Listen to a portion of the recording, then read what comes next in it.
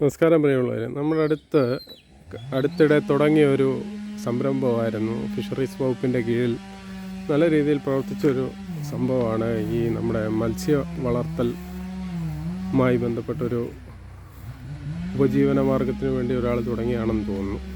അതിൻ്റെ ഇപ്പോഴത്തെ അവസ്ഥ അതുവഴി പോയപ്പോൾ കണ്ടപ്പോൾ ദയനീയം തോന്നി. കണ്ടില്ലേ, നമ്മുടെ നാട്ടിൽ ഒരു സംരംഭം തുടങ്ങുവാണെങ്കിൽ അത് ദീർഘനാൾ അത് പോകുന്നില്ല.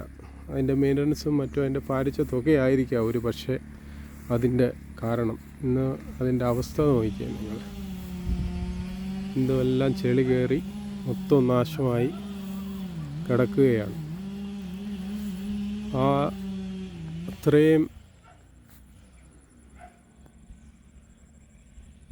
കണ്ടില്ലേ, ഇതാണ് ഇപ്പോഴത്തെ നമ്മുടെ അവസ്ഥ.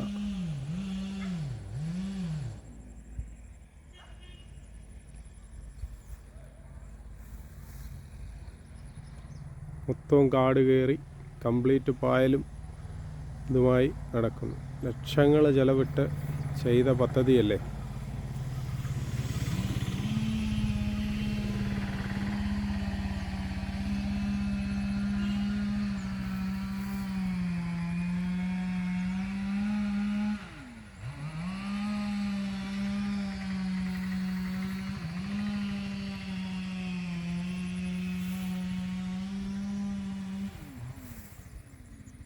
എൻ്റെ സമീപ പ്രദേശങ്ങളും എല്ലാം കംപ്ലീറ്റ് കാട് കയറി നാശമായി കിടക്കുകയാണ്.